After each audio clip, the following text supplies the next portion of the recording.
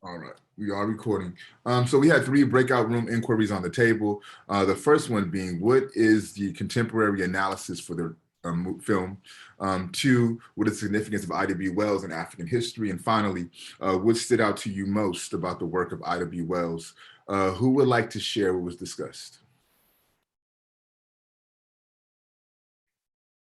I can start. Oh, wait, did someone else talk? No, so go for it, Lee. Go for it. Okay. Um, so, for contemporary analysis, so I mean, like the film was so huge, it was hard to kind of, like get everything. Like I feel like there was a lot of stuff in there, but I it kind of like it kind of reminded me of like first the lynching thing. Like that's something that happens today almost exactly as it happened then. And second, that that Ida was such a huge figure and she's just totally erased. Like we hear of her, but we don't know anything about what she did. And I didn't realize so much of that was like deliberate. And you know, like it was kind of expected that she got erased from mainstream history textbooks, but it was a surprise because the film talked about like her contemporaries too. They didn't want her in their history books either.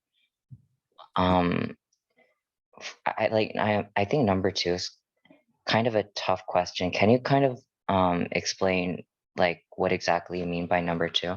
Yeah, I think you hit it on the head, Lee, in the sense that a lot of her work has been effaced by even her contemporaries, right? To where we really don't know how significant she was to African history. And I think that this film did a great job of really situating her contributions to African history. For example, well, I'll leave it at that, and then I'll kind of get into more details as we go into my notes. But does that give you a little bit more context, Lee? Yeah, absolutely. Okay. Thank you for your response, though. Let's get two more responses, then we'll go into my notes. Who else wants to share what was discussed in their breakout rooms?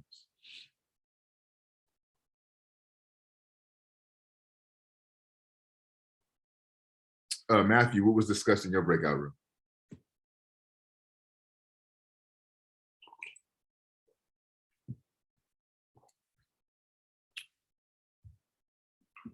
And Mr. Flores, waiting on you. Yeah, sorry, it's because I had to move rooms because the other one I was in was kind of noisy. All good. So what we talked about was how we compared like the lynching that took place back then off the lie that black men were raping the white women. So like they were killed for that. And we related it to today, how like the Black Lives Matters movement all started because also black men were being wrongfully killed by mostly white police officers, like when no reason for them to do that. Like we kind of related those things to each other. Yeah, that's a perfect contemporary analysis, Matthew. Thank you. Let's get one more.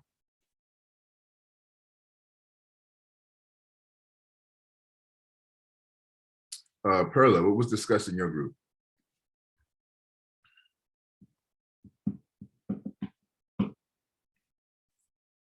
We didn't discuss anything because I didn't read it, so I didn't know which one because I didn't attend class last week, so I didn't know which one to do. So one, it was a video. Who else was in your group? I think Not sure. I was in the group as well. So what did y'all talk about, the two other members of the group? Oh, I never got to it, but I have stuff to talk about. Okay. Yeah, me as well. Go for Michael. Just anything? Yeah. Well, I wanted to touch base on like how she was like, a leader of like the civil rights movement in her time. And then also how like she didn't just fight for like just the black community, but also like the women's suffrage movement. And just her contributions to history on that too. Yeah.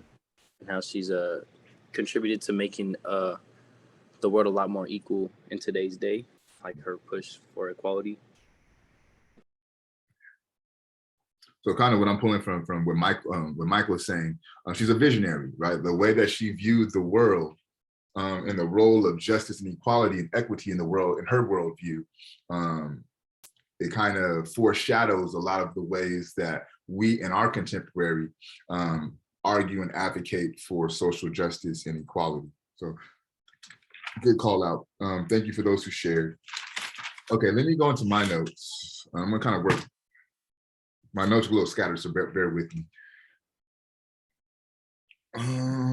Yeah, so we know that for this week, we're dealing with Ida B. Wells.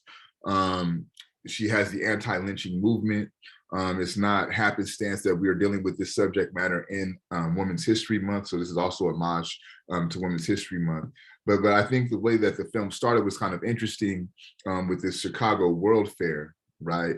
And her angst with the Chicago World Fair was that it did not have any accurate portrayal of African life experiences. And for me, what stood out was the role that the Haitian government played in making sure the likes of Frederick Douglass was invited to the World Fair. I don't know if you all know the significance of Haiti as it pertains to African history, as it pertains to African liberation. Haiti is the first country, I want to say in 1814, I want to say 1814, where they got rid of the French through their Haitian Revolution and removed French off of Haitian soil. So this is the first, it's the first victory of African people over colonial forces. This is the first country to do away with enslavement by the hands of the sword, right? So Haiti has a very vast significance in African history and African folklore as the first people to gain their independence through bloodshed.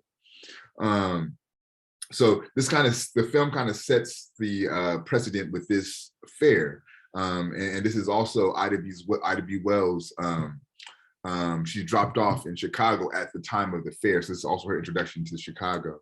Then they kind of flash back, mentioning that she was born 6 months prior to emancipation. And this is important because Ida B. Wells is a byproduct of these newly emancipated Africans who are seeking to, with great ambition, right? Seeking to level the playing field and place themselves on, thinking about last week's reading, place themselves as co-workers on the kingdom of culture, right? And so the activism and the ambition of her father and her mother informed how she would view the world. She was one of the first to try to desegregate public transportation, right? And this is one of the, to kind of Lee's question, what did you mean by the second question, right? By and large, in American society, we attribute the desegregation of public transportation to Martin Luther King and the civil rights struggle, more particularly Rosa Parks. But not only was Rosa Parks not the first person to do that, because we know about Ida B. Wells, but there was a sister prior to Rosa Parks who also sought to desegregate the buses and would not give up her seat. But the civil rights movement chose not to use that or use her because she did not fall into respectability politics. At the time, she was a single mother who had a child out of wedlock, and that would cause, and the movement felt that would cause, her situation would cause the movement to be devalued, right? So they put Rosa Parks at the forefront. But again, even before Rosa Parks, even before the sister who they chose not to go with, Ida B. Wells had did the work of trying to desegregate public transportation, which causes her to leave Mississippi and relocates her to Memphis, Tennessee. And in Memphis, she's an educator and she finds herself part of the Black intellectual milieu, right? So the society or the community of Black intellectuals and educators, she kind of finds herself amongst them. And eventually she would pick up the profession of journalism, and where she would really critique the school system in Memphis and point out their shortcomings, which again would get her in trouble, would cause her to lose her role as a teacher, and she would become a full-time journalist. Through her journalism work, the phenomenon of lynching causes a rupture in her life. Her good friend Thomas Moss is lynched. And what's important to point out, right? And I think the film does a very good job of this. Oftentimes, the cause for lynching was articulated as the rape of white women. But by and large, for the most part, the reason for the lynching was economic terrorism, right? And this is the case for Thomas Moss, who set up a corner store, if you will, a convenience store that would rival the white convenience store. And because it rivaled the white convenience store, the white store owners would use that as an impetus to do away with their business threat, right? To do away with the company that was threatening their business, hence the lynching that would be done to Thomas Moss and his contemporaries. Ferdinand, so because of this and the way that she wrote about lynching in her new form of journalism, which shifted from critiquing the school system to critiquing American society and lynching, she was forced again to leave Tennessee, and then she would relocate to Chicago, where she would come into contact with Ferdinand Barnett, would be her future husband, and who was the not only a lawyer, but he owned the publication, The Conservator, and would eventually allow Ida B. Wells to take over that publication. What I also found interesting about Ida B. Wells, and this is really profound to me, she situated herself with her husband as part of the Black upper class in Chicago, right? But she also was advocating for those who were left in the South to migrate up north so they can have a little bit more freedom, if you will. But she cautioned them, right? Like, don't get it confused. It's not utopia up here. Chicago has its own problems, but you're not going to deal with the constrictions that you're dealing with down in the likes of Mississippi and Tennessee, right? So with the documentary kind of articulates very well, is the area of Chicago that African people were allowed to occupy was very small, about a 4-block radius, right? But people are continuing to migrate into Chicago from the South. And this causes a bifurcation in the type of people who are type of Black folks that are residing within Chicago. Some that are called the underclass, those who freshly migrated to Chicago from the South, and then those who make up the upper class who've been in Chicago for a while, who are a high part of high society in Chicago. But by and large, the members who make up high society in Chicago are those who work for white folks, right? So Ida B. Wells, although she does not work for white folks, she's part of this Chicago Black upper class, but she does not have a negative outlook to the underclass, if you will, that are migrating from the South, right? And she does things to establish, passages, if you will, and safe passages and life ways for those who migrated to Chicago. And this kind of puts her at odds with the upper class of Chicago, right? The film also talks about how she was one of the core organizers of the NAACP, but the likes of W.E.B. Du Bois chose to remove her from the original board, right? Due to his patriarchy. And this is reflected in what I'm saying earlier about her being down with the common folks, the common Black folks of Chicago, because as they defect Ida B. Wells from the NAACP, the NAACP begins to focus on resolving the issues of upper class Black folks, right? And they don't really concern themselves with the everyday lower class Blacks. But Ida B. Wells continues to advocate and organize and problematize for the Black masses. Okay, and another thing that they mentioned is the likes of the boys and those within the NAACP, they didn't want to touch this notion of challenging America's lynching phenomenon. And I think maybe, I don't want to say more so, right? But I think coupled with the sexism within the NAACP was their fear of pissing certain white folks off, which is why they did not want to deal with lynching campaign that Ida B. Wells had dedicated so much of her life to. It says she did about 20 years of research on this phenomenon of lynching. Then, as y'all mentioned, she does involve herself with the women's suffrage movement.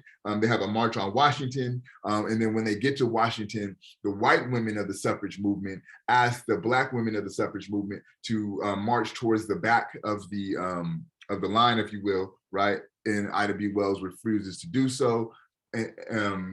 By default, right, kind of desegregating this women's march on Washington. But again, going back to how she was able to be of service for the everyday, for the quotidian, for the Black masses in Chicago, she establishes things like the Negro Fellowship League, right? So for those men who would migrate from the South to Chicago, they would have a place to stay. They would have somewhere to kind of a program to integrate themselves back into society, if you will, in Chicago, and not be, left on the street. So see, these are some of the things that she established to support Black men. And then I believe Lee also mentions how her role in history is faced not only by the dominant society, right, but by her contemporaries, right? We mentioned Du Bois taking her off of the NAACP, but they also talk about Carter G. Woodson, the father of Black History Month, and his work, like the Miseducation of the Negro and Negro education prior to 1865, that don't deal with her role in the anti-lynching movement, which kind of pissed her off, right, and caused her to have the desire to produce her own autobiography so she could write herself into history the way that it should be. And unfortunately, she wasn't able to finish that project. She would meet her untimely demise by trying to produce her autobiography. So we'll put my notes on pause there. We'll transition into our fishbowl. Again, you have to do two per semester. You have 1 time to pass. You could talk about your journal. You could talk about my notes. You could talk about your breakout rooms. All that's on the table. Who would like to, is there anyone who would like to volunteer to fishbowl? I could volunteer.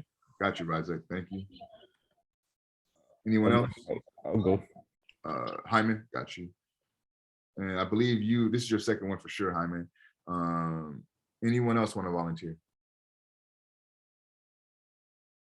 Okay, I'll call at random. If you just remember, you have that 1 time to pass unless you've used it already. Antonia, are you prepared to fishbowl?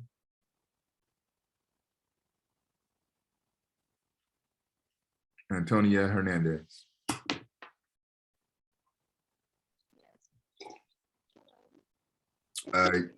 Yeah, you're breaking up. Yeah, it's bad. If you want, you could put in the chat what you're trying to say, and I could use. I'll count that as a fishbowl if you like. So just let me know in the chat. And so while she's working on that, I'll call one more. Let's see, Michael, are you prepared to fishbowl? Not Michael Diaz, Michael Leo. Hi, yeah, I can. Okay. Oh, but I do want to know, like, if I've already reached my max fishbowl zone. I know you've done one for sure. Let me see if I can turn it down real quick. Give me 1 second.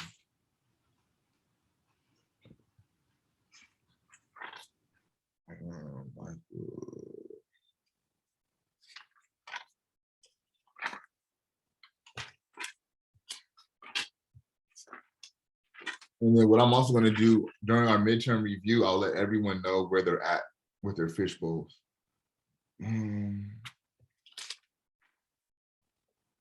Yeah, I've seen you once, Michael. I'm not done with the whole semester yet, but I know we have one for you. Sure, I could do it today. Go. Okay. Yeah, we'll just go with that, and then if it's more than 2, it's just extra points for you. So whoever would like to set it off is on you. We have Rizak, Jaime, and Michael. I'll start it off. I could go first. Well, I just wanted to sort of emphasize on the fact that, like, time and time again, through all these readings, that sort of everything like gets put to the side rather than like I don't know how to explain it. It's like everything kind of gets suppressed rather than like we learn about it in the history books. Like we don't really like. I probably had one reading about I.W. Wells, but it's not as like they didn't put as much focus as we should have. Yeah. But that was one of my main things. Yeah. Okay. Thank you, Razak. Who's next? Yeah, I'll go. I agree. Oh, sorry. No. Oh, wait. No. Yeah, you wanted to go next. No, you good, Jaime. Go for it. For sure, appreciate it. I agree with Isaac. I feel like all these, I feel like documentary wise and stuff like that, we don't really get like this doesn't get talked about enough. I feel like we do talk about it just a tiny bit, but like they just talk like how this were about the Chicago stories, the documentary, like what I learned from it was just that she was just refusing to give up her seat in the bus. That's all basically it that they talked about and stuff. But I really like that she did that. Like she stood up for herself, even though like she wasn't supposed to sit there. That white people were there, that it was their bus, and like they were supposed to sit all the way in the back. I like that she did that because it just shows that she didn't really like that she wanted everything to be equal. And like still right now, not everything is equal as it should be. But like I guess that you could say that luck comes through it of what color you are, I guess, and stuff. But what I like about Meet the documentary was that she talks about like her personal life. You could say that like she's a woman to like whose refusal to compromise strain her friendships, and she earned like enemies, and then like her marriage was examined, I think, something like that. Her marriage was what? Her marriage was like examined. Examined. Yeah, examined. Uh-huh. And like at the end, where at the end it talks about like her life and like her legacy and stuff, like, I guess, and like how it goes to like it relates to the context of like today. I want to say like all of that she said in the documentary still relates to this day. And that's it what I got, because it was a long documentary. They talked about like so much stuff that like I can't really cover. Yeah. Cool. Thank you, Jaime. We'll go to Michael, and then I'll read Antonia's comments in the chat. All right. So what I wanted to talk about was something that Isaac brought up. It was just like about the education of African American stories. So in my journal, I wrote the fact that IDB Wells challenged essentially the exclusion of the African American stories within America, and it's like you see that nowadays within American education, like. In high school, when we learn like U.S. history and world history, there's not really much of an emphasis on African ideologies and teachings. Like in this class, we've learned stuff like Fatah teachings, a lot of more like catered history towards what we should be knowing and understanding, like the Europeanization essentially of Christianity as well. Like in high school, in that curriculum, the Europeanized curriculum, we didn't really understand or know those types of things. And I feel like it parallels with IDB Wells because she's essentially advocating for us to know those African American stories. Yeah, that's what I want to talk about. Good call out, Michael. Thank you. Let me read what Antonia placed. She said I.W. Wells was a trailblazer for her time, not only being African American, but also being a woman in such a precedent time was revolutionary. She stood up for what she believed in, no matter the backlash and threats that were made in her by her opposition. What inspired me about her was that she was a mother while also fighting for her rights by making clubs for women. Yeah, and not clubs of women, excuse me. Yeah, I think that's a really good call out, right? And what Antonia is talking about is this idea of intersectionality. And intersectionality is something that also Black women bring to the discourse in intellectual spaces. And what intersectionality is, excuse me, is the attentiveness to being aware of your oppression, not only as someone who is African, right, but also how you're oppressed because of your gender. So because of you're being a woman, you could be oppressed as well. So that intersection of being a Black and being a woman is another space of contention that you could be attentive to as you're trying to advocate for a more equitable society.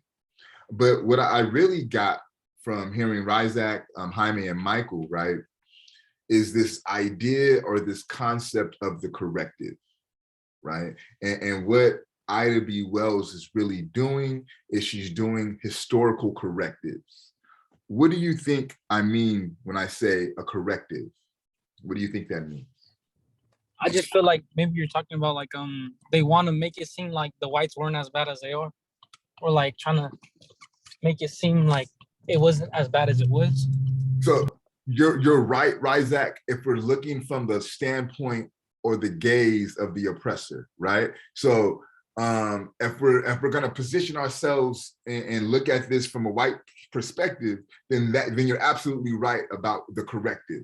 They're correcting history to make themselves comfortable. But I'm talking about the corrective from the gaze of the marginalized, from the gaze of the marginalized and oppressed communities. So what do you think the corrective means if I'm speaking from people of culture?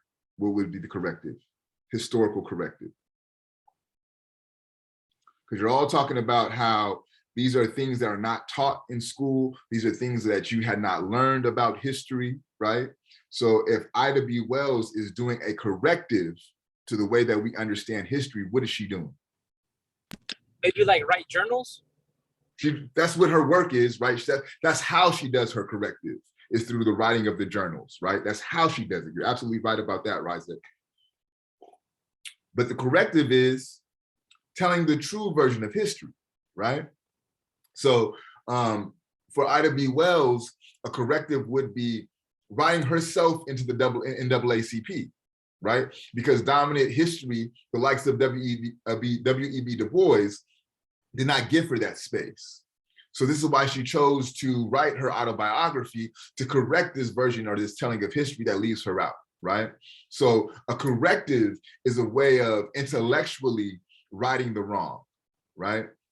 So a lot of what critical race theory seeks to do is to create a corrective in the way that we tell and we understand history, right? Another way to think about corrective is to critique, right? So I see how the way that we're telling history is wrong. So I'm going to point out the shortcomings in the way that the West deals with history, and I'm going to correct that telling of history and do it the right way. And to Ryzek's point, that's why writing, that's why journalism, that's why the arts, right? Music, painting, sculpting, that's why documentaries become so important, because they can become the conduit that allows you to do this corrective work and how you engage history, right? So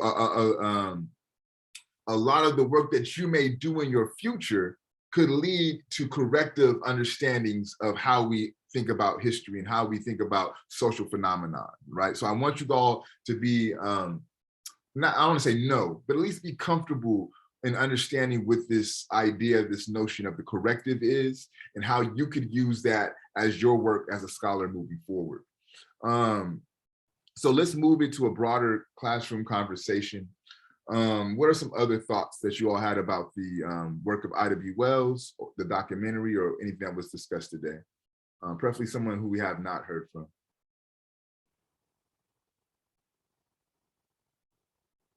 Well, I could kind of throw, I know I spoke already, but I could kind of throw something in. It's just that someone had mentioned that they're still doing lynchings today, and I don't know why, but it just brought me back.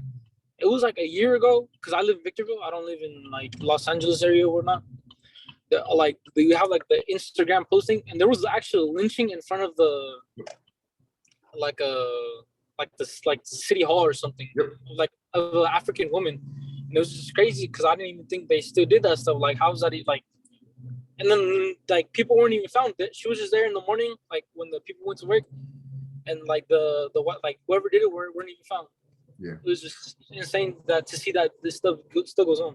Yeah, good call out, Ryzek. Also, I believe that same year, not only was there one in Victorville, there's also one in Palmdale where a young man was hung in like their city, not in the city hall, but they have like an outdoor, like a gathering space, if you will. And they hung a young brother there. But one thing I do want to point out, and then we'll go to JW because I know he had a comment. Let's expand our understanding of what a lynching is, right? Because a lynching does not only have to be done with hanging someone with a rope, right? Like quite literally, George Floyd was lynched, right?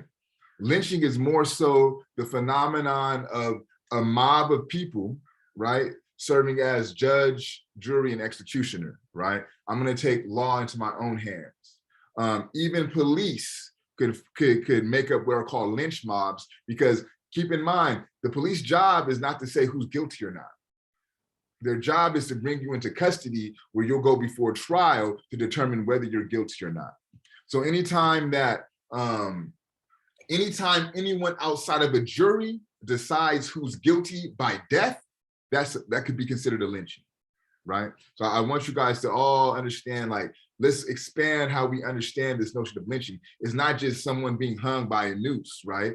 It's when a person of culture is murdered without going through the proper due process to determine their guilt or not. JW?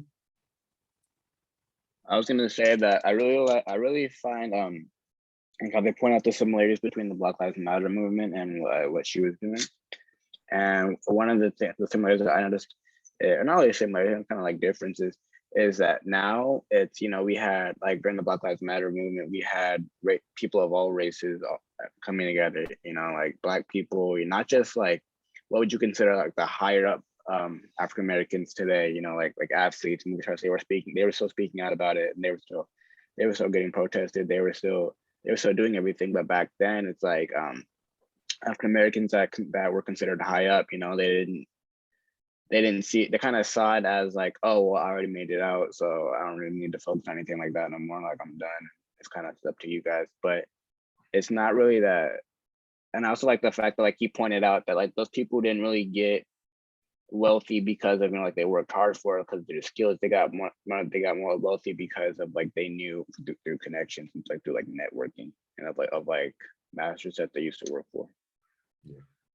Yeah, and I think also, JW, like the significance of BLM as it pertains to the work of Ida B. Wells, right? Like, Black Lives Matter is an organization, a movement that's really done by Black women, right? And it's an organization that was inspired by the lynching of Trayvon Martin, right? So the circumstances and the thrust that caused these things to come into fore are really exactly the same. In fact, I would argue that Black Lives Matter is a continuation or an extension of the work that Ida B. Wells done.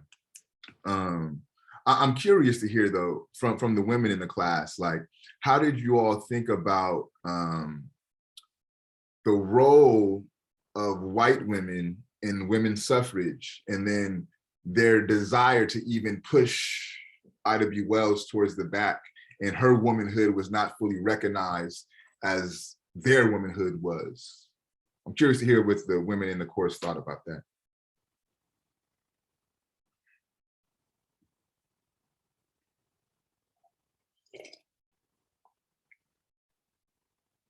So Melanie, what were your thoughts on the role of women's suffrage and the racism or anti-Blackness within the women's suffrage movement? Well, like, they both believe, like, the white women and the Black women both believe in the same, like, ideologies of, like, having the right to vote, but they, like, still had like a barrier, like, yeah, like, they didn't think of, like, us Black women as them being equal. Yeah, so I would question then, Melanie, did they have the same ideology, right? Because if they had the same ideology, then they would view African women as equal as well, right? So I would question, did they? Like, well, Ida B. Wells joined, like, the march, like, the suffrage march, because, like,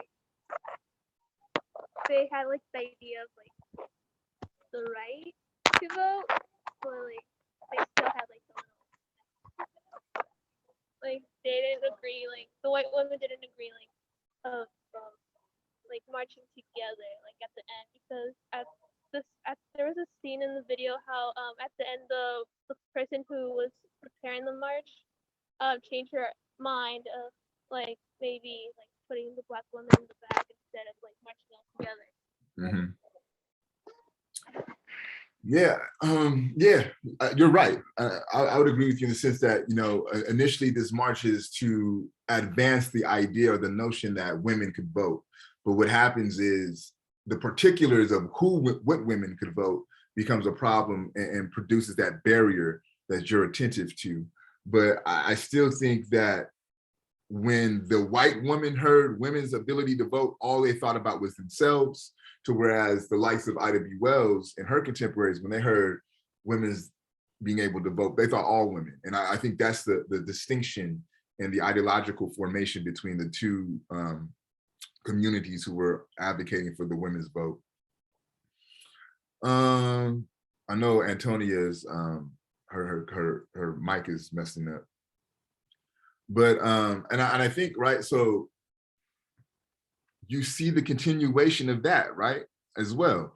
Maybe a year ago, maybe 2 years ago, it was a women's march to remove Trump from office, right, to express their displeasure with Donald Trump being elected. And they had, like, the pink hats they were wearing. Do y'all remember that? Like, they had the march of I don't know what I forgot what they call the Women's March, but they were all wearing these peak hats. And I found this interesting because by and large, the women who attended this march were women who occupied white bodies, right? And if you look at the numbers, statistically, to get Trump elected into office, I believe how the numbers broke down, at least, at the minimum, half of those women would have to vote for Trump in order for him to be elected, right? So to me, it's the same hypocrisy that you see within the way that they dealt with women's suffrage playing out in the way that they identified with their displeasures around Trump, right? They voted in the interest of their whiteness by electing him into office, right? But then they wanted to take up the issue of sexism because of their position of women being as women, and they're being oppressed because of them being women, right? So it's almost like, and this is a dumb analogy, I don't know why people say this, but trying to have your cake and eat it too, right? Because it's dumb, because what else are you supposed to do with cake? But you understand what I'm saying, right? They wanted to have it both ways. So they wanted their whiteness to be recognized, which is why they voted him into office, but then they had displeasure with him being a byproduct of a sexist society. So now they want to express their angst against the sexism, right? Where for me and for other Black women, right, they didn't have the ability or the luxury to be able to compartmentalize their axis of oppression. And this is why this idea of intersectionality becomes so important, because of intersectionality, Black women, by and large, weren't going to vote for someone like Trump because they knew how his racism would ill-equip their life experiences in their everyday, right? So that becomes quite important. Let's get two more comments, and we'll recap with your what we'll do next week, and then we'll call it a day. Let's get two more comments.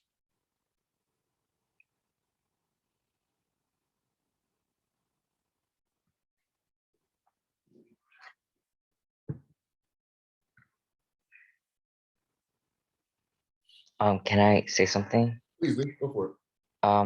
Oh, I mean, it was kind of surprising in the documentary that they showed that Ida was like not just like well dressed and educated, but also like financially wealthy. Yeah. And like, you know, there's this kind of narrative that, you know, you never see pictures like that. Like that's never talked about.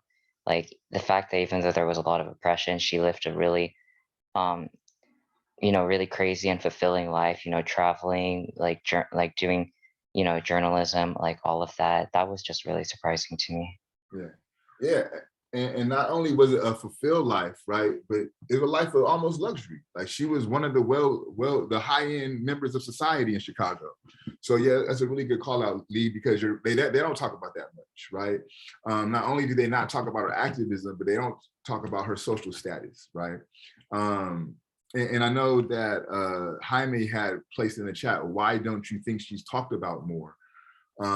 I think it's the same reason why certain aspects of African history aren't being told. It's the people who are telling the stories, right? Historically, especially in space of Black studies, it was by and large ran by Black men. Black men who would, instead of looking into Ida B. Wells, they would look to Du Bois, they would look to Woodson, and these historic male figures, Frederick Douglass, right? But as womanism, Black womanism begins to come to the fore with the likes of Alice Walker, with the likes of Audre Lorde, with the likes of Bell Hooks, they begin to research and investigate actionable women, right? One of them being Ida B. Wells. And so I say all that to say these stories aren't being told because there's not enough, I ain't gonna say that, because of the hegemony, the male-dominated hegemony within the academy. But what I do foresee happening is her story is going to get a lot more attention because there's a lot of women coming out of the academy who are really steeped and situated in Black womanist literature and Black womanist thought. And Ida B. Wells is one of the foremost thinkers as it pertains to that, right? Like one could argue she is the Du Bois of Black womanist thought, you know? So I would anticipate going forward, Ida B. Wells getting a lot more airtime, if you will, as it pertains to some of the new scholars coming up, the new womanist scholars coming up. One more comment and we'll call it a day.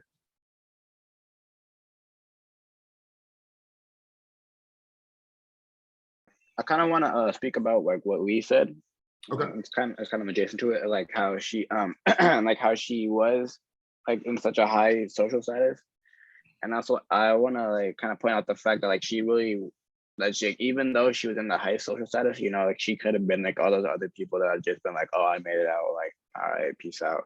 But and like she went out of her way, you know, she toured the world looking, getting information, and she didn't just, you know, like sit back and hold rallies. She informed people that didn't know about the lynching. She informed them, and then she also gave people like in Chicago a place to just like people, especially people of color. She gave them a place to be themselves, and you know, like not really feel the stigma or like the fear of shame from the white man, but instead, you know, it's like, oh, this theater is a place where, you know, you can be you can dress how you want to dress, you can dance. And I think it said that like in the video, it's like they didn't walk, they shred.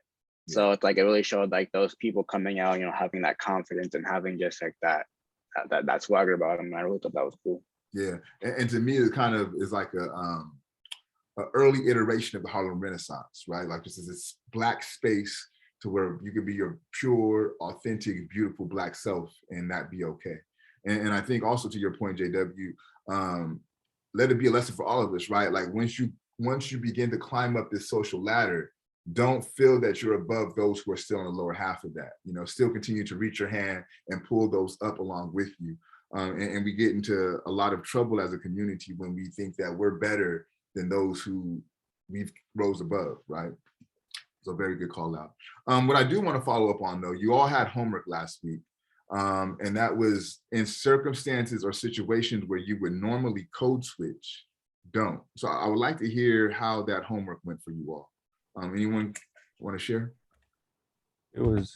I like it. It was good. I feel like I don't know, I feel like I've been code switching for a cool minute now. Like, let's just say at my house, I gotta talk just specifically Spanish, and right here at school is just English, and then at my job, like it's a mixture of both. But in my job, I just started talking more Spanish and stuff over there for I don't know.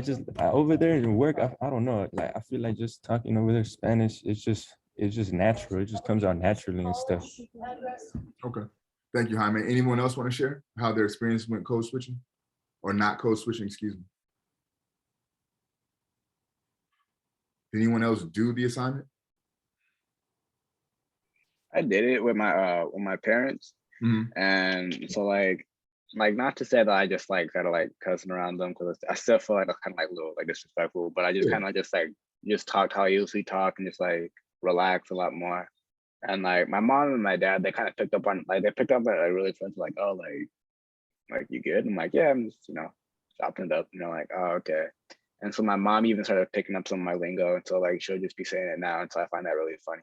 And then my dad, he's just like, he looks at me, he's like, what are you talking about? And I'm just like, I don't know, just chilling. He's like, so like I kind of got a good laugh from the family.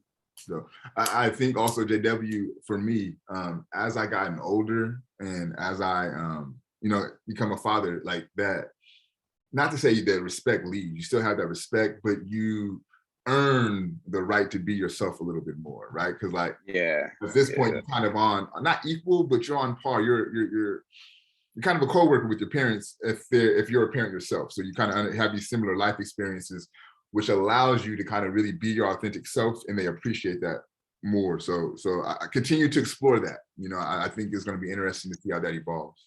Yeah, my papa was telling me something like that. He was just like, you know, like you're to the age where it's like you're not like the little boy no more. Like I'm gonna start talking to you like a man. I'm gonna start treating you like one. So he's like that age of, you know, me telling you what to do is just kind of over now. So it's up to you with what you want to do with it. And I was like, oh, okay.